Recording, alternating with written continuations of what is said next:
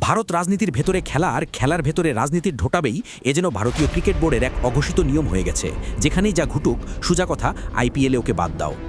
মুস্তাফিজুর রহমান, যার ক্রিকেটার পরিচয়ের বাইরে আর কোনো পরিচয় নাই, তাকেও আজ প্রতিহিংসার নোংরা রাজনীতির শিকার বানিয়ে ছেড়েছে দিল্লি।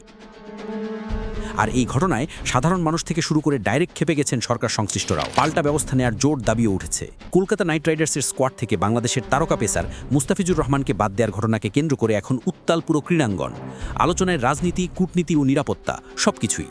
আর ঠিক এই প্রেক্ষাপটেই বাংলাদেশে আইপিএল সম্প্রচার একেবারে বন্ধের দাবি তুলেছেন দেশের যুব ও ক্রীড়া উপদেষ্টা আসিফ নজরুল। তিনি তার ভেরিফাইড ফেসবুক পেজে তীব্র ক্ষোভ প্রকাশ করে ডাইরেক্টলি লিখেছেন, উগ্র সাম্প্রদায়িক গোষ্ঠীর চাপে নতি স্বীকার করে ভারতের ক্রিকেট বোর্ড কলকাতা নাইট রাইডার্সকে মুস্তাফিজকে বাদ দেওয়ার নির্দেশ দিয়েছে। এমন সিদ্ধান্তকে তিনি বাংলাদেশের ক্রিকেট ও ক্রিকেটারদের প্রতি অবমাননাকর আখ্যা দিয়ে তীব্র নিন্দা জানান। একই সঙ্গে তিনি ক্লিয়ার কাট বলে দেন, বাংলাদেশ কোনো ধরনের অপমান মানতে প্রস্তুত নয় এবং এই বিষয়ে কঠোর অবস্থান নেওয়া প্রয়োজন। এখানেই থেমে থাকেননি ক্রীড়া উপদেষ্টা। তিনি জানিয়েছেন, তথ্য ও সম্প্রচার মন্ত্রণালয়ের দায়িত্বপ্রাপ্ত উপদেষ্টাকে অলরেডি অনুরোধ করেছেন বাংলাদেশে আইপিএলের সম্প্রচার বন্ধের পদক্ষেপ নিতে। তার ভাষায়, গোলামির দিন শেষ, বাংলাদেশের ক্রিকেটার ও বাংলাদেশের মর্যাদা রক্ষায় প্রয়োজনীয় ব্যবস্থা নিতেই হবে। মুস্তাফিজকে বাদ দেওয়ার ঘটনা নতুন করে প্রশ্ন তুলেছে আসন্ন টি-20 বিশ্বকাপকে ঘিরে। ফেব্রুয়ারিতে ভারতে অনুষ্ঠিত হতে যাওয়া এই বিশ্বকাপে বাংলাদেশের খেলার কথা কলকাতা ও মুম্বাইতে। তবে এই পরিস্থিতিতে দেশটির মাটিতে বাংলাদেশ দল কতটা নিরাপদ থাকবে সেই প্রশ্ন তুলেছেন আসিফ নজরুল। তিনি জানান, বিসিবিকে ইতোমধ্যে নির্দেশনা দেওয়া হয়েছে আইসিসির কাছে চিঠি লিখে পুরো ঘটনা জানাতে এবং বিশ্বকাপের ম্যাচগুলো ইন্ডিয়া থেকে সরিয়ে শ্রীলঙ্কায় নেয়ার আনুষ্ঠানিক অনুরোধ করতে। এই ঘটনাকে শুধু ক্রিকেটীয় ইস্যু হিসেবে দেখছেন না সাংস্কৃতিক অঙ্গনের ব্যক্তিরাও।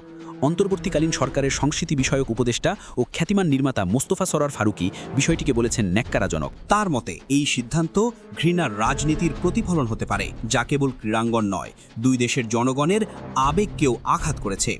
তিনি মনে করিয়ে দেন, সম্প্রতি ভারতে সংখ্যালঘু সম্প্রদায়ের ওপর নির্যাতন নিয়ে উদ্বেগ প্রকাশ করেছে বাংলাদেশ সরকারও। ফলে মোস্তাফিজকে বাদ দেওয়ার ঘটনা সেই বড় প্রেক্ষাপটের অংশ কিনা তা খতিয়ে দেখা জরুরি বলে মন্তব্য করেন তিনি।